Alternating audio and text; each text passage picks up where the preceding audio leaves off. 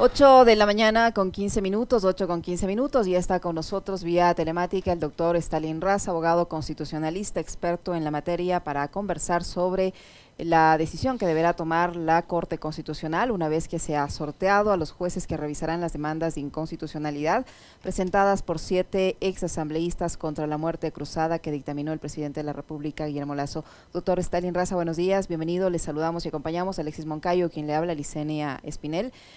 ¿Cuál debería ser, en base a sus conocimientos, a su experiencia, el pronunciamiento que adopte la Corte Constitucional sobre estas demandas de inconstitucionalidad presentadas ayer por estos exlegisladores, tomando en cuenta además lo que ha dicho ayer el presidente de la República a la cadena CNN, que no fue la conmoción, que no fue la crisis política o la grave conmoción interna lo que motivó al presidente a disolver la Asamblea, sino el tratar de evitar la ejecución de un plan macabro que buscaba que un expresidente regrese al Ecuador?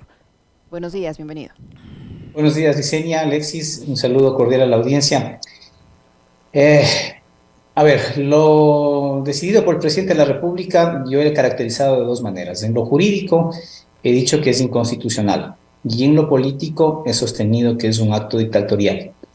Siendo así, y además a confesión de parte, relevo de pruebas, el presidente de la República dentro de esta paranoia conspiranoica que tiene, piensa que existe un plan macabro para destituirlo, que existe obstrucción del plan de trabajo, pues esas no son causales que justifiquen la grave conmoción interna ni la crisis política que él ha argumentado como razón para disponer o decretar, mejor dicho, la disolución de la Asamblea Nacional. Así que la Corte Constitucional debería revisar esto. A lo largo de los extensos considerandos que hace el presidente de la República para el decreto de la muerte cruzada, él plantea básicamente algunos ejes argumentativos que resultan francamente incoherentes, ¿no? En primer lugar, él dice que la Asamblea Nacional ha obstaculizado su plan de trabajo. Si esto fuera así, porque ha llamado a los ministros, porque ha seguido juicios políticos, porque ha hecho pedidos de información, porque no le ha aprobado las leyes como a él le gustaría que le aprueben, o porque directamente no ha dado tratamiento a algunas leyes que él ha enviado. Si esto es así, la causal que debió elegir no era la grave conmoción interna, era la obstrucción del plan de trabajo. Entonces ahí hay una incoherencia en primer lugar que la Corte debe señalar. Luego, el presidente de la República dedica la mayor parte de los considerandos de ese decreto precisamente a decir a presentar sus objeciones sobre el trámite del juicio político. Y esta es la verdadera razón. La verdadera razón es que el presidente de la República vio que existían los votos suficientes para destituirlo y en una salida política desesperada, para tratar de salvar los muebles, decidió la destitución, la disolución de la Asamblea Nacional. Esta es la verdadera razón. Pero esa razón no es una razón que esté justificada en las causales que establece el artículo 148 de la Constitución. Y es más, eso constituye evidentemente un fraude a la Constitución, porque estando en trámite y pendiente solamente de votación el trámite del juicio político, que es una de las vías institucionales que se estaba utilizando para resolver precisamente la situación jurídica del presidente en cuanto a su responsabilidad política por el delito de peculado que se le acusaba que estaba cometiendo.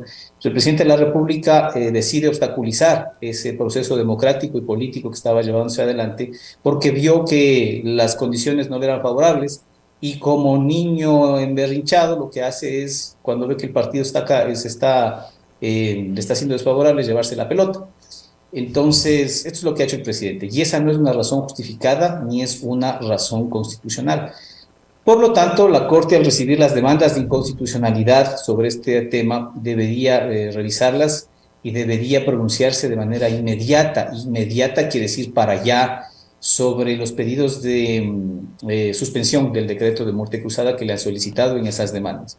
Porque sería muy grave que se pronuncie sobre esto cuando ya se produzcan los hechos consumados, ¿no? Cuando ya el Consejo Nacional Electoral convoque elecciones, cuando ya el presidente de la República ha enviado los decretos, leyes en materia económica urgente a la propia Corte y eventualmente la Corte tenga que pronunciarse sobre esto. Entonces, la salida institucional en este momento del país es una salida seria. La pelota está en la cancha de la Corte Constitucional y ojalá la Corte Constitucional esté a la altura de las circunstancias y a la altura del reto histórico que le pone en este momento la situación política y jurídica del país. ¿Cómo está, doctor Raza? Qué gusto saludarle, buenos días. Antes, quería hacer una precisión nada más, porque en uno de los considerandos consta el tema de la obstrucción al plan.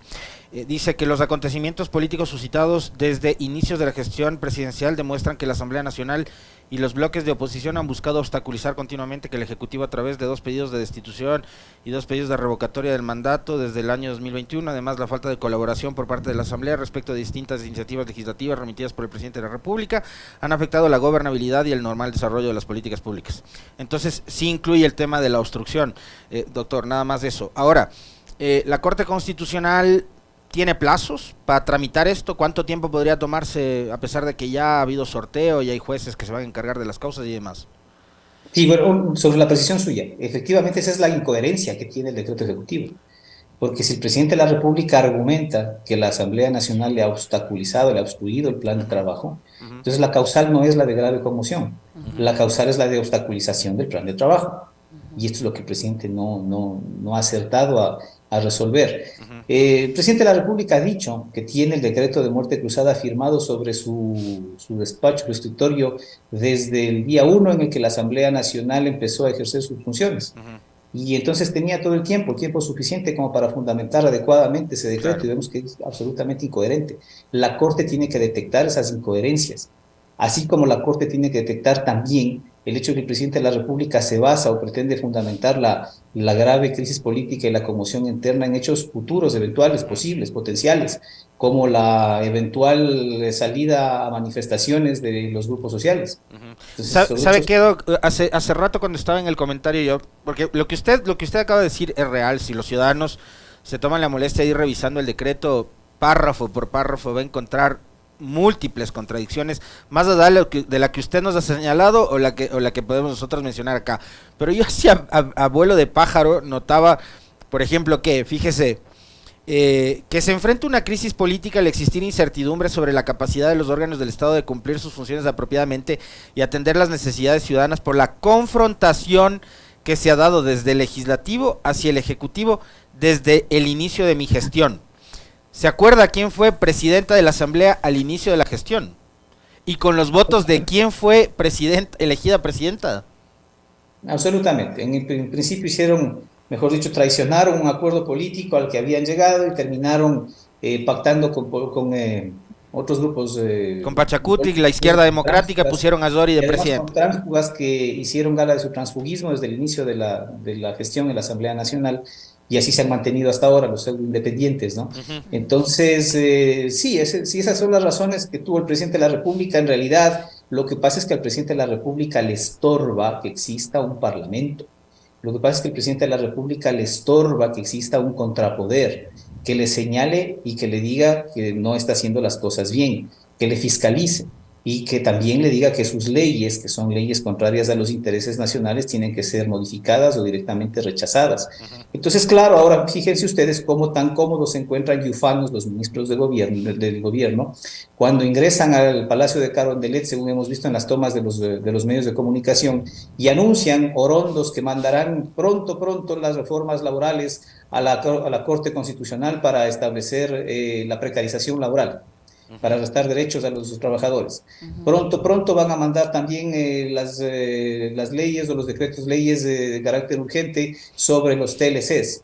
Pronto van a mandar también las reformas tributarias y todas las leyes económicas que le facilitarían al gobierno manejar una política económica que evidentemente es favorable a los intereses de su Pero grupo para eso político, necesitan un dictamen previo de la económico. Corte Constitucional. Y le pregunto a usted, que es el especialista en esta materia, doctor Raza.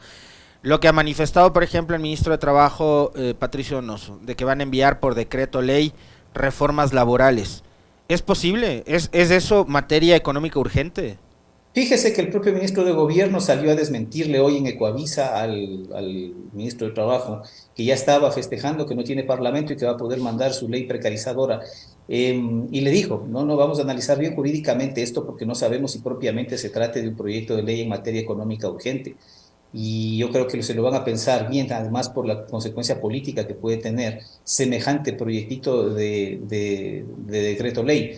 Pero evidentemente no, el tema laboral no es un tema que pueda tratarse bajo un contexto de ley económica urgente, ya lo ha dicho la Corte Constitucional en ocasiones anteriores, y no creo que le vaya a resultar tan fácil tampoco al presidente de la República ni tan cómodo enviar decretos leyes de carácter urgente en materia económica y que la Corte Constitucional así nomás se los vaya a pasar. La Corte Constitucional, con todos los desaciertos que yo he señalado de esta Corte Constitucional, ha sido absolutamente rigurosa cuando se trata de hacer un control constitucional de los decretos especialmente. Y fíjense ustedes que en los estados de excepción, justamente en los estados de excepción que ha dictado el presidente actual y también el presidente Moreno en su momento, la Corte Constitucional le ha dicho al presidente de la República, lo ha dicho al Ejecutivo como órgano, que existen las causales y las causales tienen que estar descritas y definidas absolutamente, de manera absolutamente clara. Y hablando de la conmoción interna, la Corte Constitucional ha dicho que tienen que cumplirse varios parámetros, 3 parámetros a saber, ¿no es cierto? Y si esos parámetros no se cumplen, como no se cumplen efectivamente en este decreto de la muerte cruzada, entonces no está satisfecha la causal y por lo tanto no es constitucional. Así que si la Corte es coherente con sus pronunciamientos anteriores, lo previsible debería ser que la Corte le diga al presidente de la República que este decreto no tiene sentido, porque la causal no existe, no se encuentra reunida, no se justifica constitucionalmente. Y si es así, doctor Raza, si la Corte toma en cuenta todo lo que usted dice, también considerando esta serie de incoherencias que hay en el decreto del presidente de la República, las declaraciones que ha hecho el mandatario reconociendo que no fueron las causales que plantea en el decreto, sino su lío personal, su pelea personal con un exmandatario, etcétera, etcétera. ¿Cuál debería ser el pronunciamiento de la Corte frente a estas demandas de inconstitucionalidad, por un lado, y por otro, qué antecedentes hay de los jueces Pablo Herrería Bonet y Joel Escudero Solís en cuanto a su comportamiento y a su manejo en la Corte Constitucional? Bueno, empiezo por lo último, ¿no? El juez Herrería ha venido reiteradamente, caracterizadamente, votando a favor del gobierno y votando más bien con en aquello que se suele denominar el grupo conservador de la Corte Constitucional, que lo integran él, lo integra la jueza Corral, lo integra la jueza Núñez, básicamente, y a veces otros jueces que también están en el otro lado. Así que del juez Herrería, previsiblemente lo que se podría esperar es que el juez Herrería esté en desacuerdo con la medida cautelar que le han solicitado en la demanda que le toca conocer a él, que es la demanda que presentó Pachacuti y algunos otros asambleístas más. El otro juez, que es el juez Joel Escudero, es un juez que llegó a la Corte Constitucional auspiciado por la exministra Alexandra Vela, pero el juez Escudero ha demostrado en todo caso en sus actuaciones del tanto juez y además por la trayectoria académica que él tiene y profesional que él tiene, ha demostrado que es un juez que está apegado al ordenamiento jurídico y a los anclajes axiológicos que tiene la Constitución, a los valores que establece la Constitución de Montecristi, más allá de cuáles sean sus preferencias personales. Por eso es que ustedes habrán visto que el juez Escudero votó a favor del dictamen que habilitó el juicio político. El juez Escudero ha votado también a favor de la consulta de los Días Unidos, por ejemplo. Entonces, previsiblemente, el juez Escudero tendrá una posición un poco más apegada a derecho y menos política o menos ideologizada que la del juez de Herrería Bonet. Pero vamos a ver qué es lo que decide él. Además, la decisión ya sea del juez Escudero, que conoce el caso de la demanda del Partido Social Cristiano con la ex asambleísta Guamaní, o del juez Herrería, pues la decisión y la ponencia y el estudio que hagan ellos es uno de 3 que se necesitan para que se apruebe o no se apruebe el pedido de medidas cautelares, que es lo inicial que la Corte debe pronunciarse, ¿no? Luego ya se verá cuando decida el fondo en la sentencia y cuando se tome el tiempo que tenga que tomarse para resolver esto, se verá que decide al final, pero lo inicial y lo decisivo, diría yo, en este momento, es que la Corte se pronuncie sobre las medidas cautelares. Si no se pronuncia sobre las medidas cautelares, perderá sentido y perderá oportunidad cualquier decisión que tome más adelante sobre el fondo del asunto. Y nos saldrá quizás la Corte con aquella cantaleta, aquella muletilla que ya tiene de que se trata, de que ha sido inconstitucional, pero como ya están las situaciones jurídicas consolidadas y están llamadas elecciones, pues nada que hacer que siga adelante las elecciones. Y que la sentencia en sí misma es una forma de reparación, lo cual siempre suena a chiste. Pero bueno, en todo caso, la Corte tiene ahora eso. Además, tiene la Corte un desafío político, porque es una Corte constitucional, y las Cortes constitucionales tienen que ser cortes jurídicas, pero también tienen que ser conscientes y sensibles a lo que ocurre en el ámbito político. Y la Corte tiene el desafío político de que si permite que la muerte cruzada se consolide, se ejecute, va a tener que cogobernar con un régimen deslegitimado, como es el gobierno del presidente Nacional. Y ya vamos a ver entonces si se carga sobre sus hombros esa tarea. de cogobernar con los decretos de urgencia económica que el presidente Lazo le envíe a mansalva, como ya le está enviando, ¿no? Entonces la Corte tiene ahí un desafío serio, ojalá esté a la altura de las circunstancias y no se pierda en el cenáculo de las disquisiciones teóricas, excesivamente teóricas. Ujú.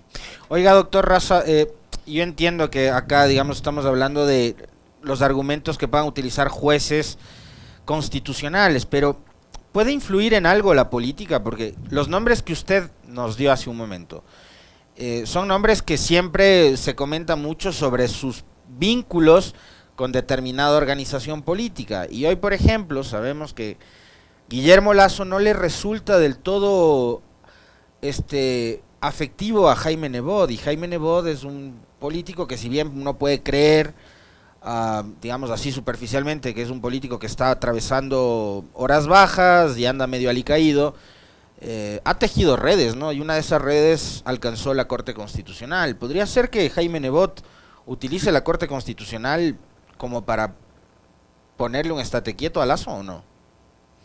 Yo no sé si estas redes sean reales, ¿no? Porque lo que se ha visto en todo caso es que los jueces que han llegado por diferentes respaldos o por diferentes auspicios a esa Corte Constitucional, finalmente han terminado actuando incluso en contra de sus propios auspiciantes, ¿no? Es el caso del juez Escudero, ¿ya?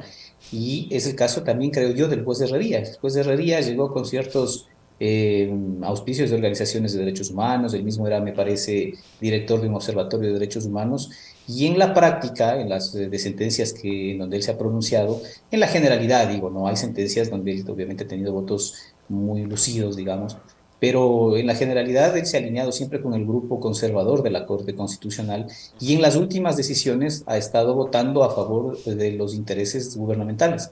Él hizo uno de los votos salvados y votó en contra Así de que es. el juicio político avance. Y así en algunas otras de las decisiones que se han dado en esa Corte. Entonces, las decisiones de la Corte Constitucional, de los jueces constitucionales, más que las decisiones de los jueces ordinarios y comunes de las materias civiles, penales, administrativas, laborales, en fin, están mucho más atravesadas y mucho más permeadas, digamos, por los acontecimientos políticos y por las razones políticas e incluso por las posiciones ideológicas que tengan los jueces. Lo deseable, en todo caso, para que hablemos de un Estado constitucional, es que esas preferencias personales de los jueces sean dejadas en el escaparate, digamos, y cuando los jueces se sientan a hacer sus sentencias y a resolver, se pongan la toga de jueces constitucionales que trabajan bajo una constitución que les guste o no, es la Constitución de Montecristi y que tiene ciertos valores principales y fundamentales que no se pueden vulnerar, como por ejemplo el hecho de que exista un equilibrio de poderes, como por ejemplo la vigencia del principio republicano que establece que es impensable en un Estado constitucional de derecho, en un Estado de derecho cualquiera, más todavía un Estado constitucional de derecho, es impensable que se gobierne sin la presencia de un Parlamento. El Parlamento, que es el órgano por antonomasia de la representación política, de la representación Ajá. democrática, que puede tener falencias, quejas, que puede tener niveles bajos de popularidad y de aceptación, de acuerdo, pero es un órgano que no puede ser olvidado, que no puede ser dejado de lado para que hablemos de que existe una democracia. Y ahí, Recurrir al costo económico que significa mantener un parlamento, ¿qué tanto daño nos hace como un país que supuestamente se preciaba de ser un país democrático, doctor Raza? Yo no sé si se le puede poner un precio a la democracia, pero ya vimos cómo los medios de comunicación han dicho que nos vamos a ahorrar 30 millones de dólares. claro, bueno, lamentablemente hoy en los medios corporativos se oye cualquier tipo de barrabasadas, ¿no? Se oye eso, se oye también, por ejemplo, que el Comando Conjunto de las Fuerzas Armadas y que la Policía Nacional ya declaró que es constitucional el decreto y que por lo tanto lo va a hacer cumplir, como si esta fuera una tarea de las Fuerzas Armadas en un régimen democrático. Y es así, de este calibre se oyen un sinfín de cosas en los medios corporativos que evidentemente han cerrado filas a favor del gobierno y que ya no tienen escrúpulo ni descaro. Editoriales de periódicos que son evidentemente favorables a la posición del gobierno y han perdido todo tipo de objetividad. Pero está bien, diría yo que en un ejercicio de libertad de expresión también está bien que la gente, la ciudadanía nos vayamos dando cuenta cuál es la línea editorial y cuáles son las preferencias políticas de esos medios corporativos para que los ubiquemos bien y para que no pensemos, no nos llevemos al engaño de que Coavisa, Teleamazonas o cualquiera de los periódicos y los medios de comunicación impresos que hablan a favor del gobierno son medios independientes e imparciales. Tal cosa no existe. Y está bien que no exista. Lo importante es que nos lo informen y que sean transparentes en decirnos cuál es su línea para saber si lo seguimos o no lo seguimos y para ya estar preparados a saber cuál es la información que nos ofrecen, que nos entregan, ¿no? Doctor Raza, la Corte Constitucional, el Pleno de la Corte Constitucional aprobó finalmente que el presidente sea llevado a juicio político en la Asamblea Nacional. Y muchos sectores dicen que el presidente disolvió la Asamblea para evitar que este proceso continúe, era un proceso que estaba en marcha. No sé si la Corte Constitucional no revisa estas demandas y no les da la razón, ¿no estaría yéndose en contra de su propio dictamen? ¿O el presidente no se habría ido en contra de un dictamen de la Corte Constitucional que autorizó un proceso de juicio político? No estoy hablando de una censura, no, pero sí de un proceso de juicio político que el presidente finalmente lo cortó. Precisamente por eso yo hablo de fraude a la Constitución, porque la línea institucional, la línea de normalidad que debía transcurrir es que el juicio político concluya, así como empezó con el dictamen de la Corte Constitucional y continuó con todas las actuaciones que se hicieron en la Asamblea, debió concluir con la votación, sea positiva o para el gobierno o sea desfavorable para el presidente de la República. El proceso debió concluir con esa votación. Al entorpecer, al obstaculizar, militarizando incluso las instalaciones de la Asamblea, que se produzca esa votación, se le está haciendo un fraude a la Constitución desde el punto de vista jurídico, pero se está haciendo un golpe de mano sobre el escritorio dictatorial desde el punto de vista político. Y claro, se constituye en una victoria pírrica, digamos, y absolutamente circunstancial del Ejecutivo, que gobernará durante este lapso, si es que la Corte Constitucional permite que esto ocurra al no pronunciarse o pronunciarse negativamente sobre las medidas cautelares, sobre la suspensión del decreto ejecutivo, para ser más preciso. Si esto ocurre, pues el presidente de la República gobernará con estos decretos de ley de urgencia económica, que además la Corte le observará y le observará rigurosamente durante el tiempo que le quede hasta que se den las elecciones. Y luego pasará al anonimato de la historia, ¿no? O mejor dicho, pasará a ser recordado en la historia como uno de los gobiernos que pretendió instaurar mediante un mecanismo dictatorial una forma de prescindir del Parlamento en un Estado constitucional, lo cual no se había visto en las democracias latinoamericanas desde mediados del siglo pasado, finales del siglo pasado. Entonces, sí, así pasará a la historia y quedará ahí, en la historia. Y luego se verá cuáles son las realineaciones políticas que se dan con las fuerzas, tanto en la presidencia de la República, que competirán por la presidencia de la República, cuanto por la Asamblea, nueva Asamblea, hasta que reste el final del periodo. Yo, en todo caso, creo que la salida, una salida de fondo para el problema institucional que atraviesa el país, es avanzar hacia una asamblea constituyente. Lo he dicho ya varias veces desde tiempo atrás, pero hoy creo que se vuelve mucho más necesario y va a tener que debatirse esto más adelante con mucha más atención. Yo creo que hay la necesidad prepárese para que le digan correísta, doctor Raza. ¿Perdón? Prepárese para que le digan correísta por el tema de la constituyente. Oiga, quiero preguntarle algo a propósito del calendario electoral.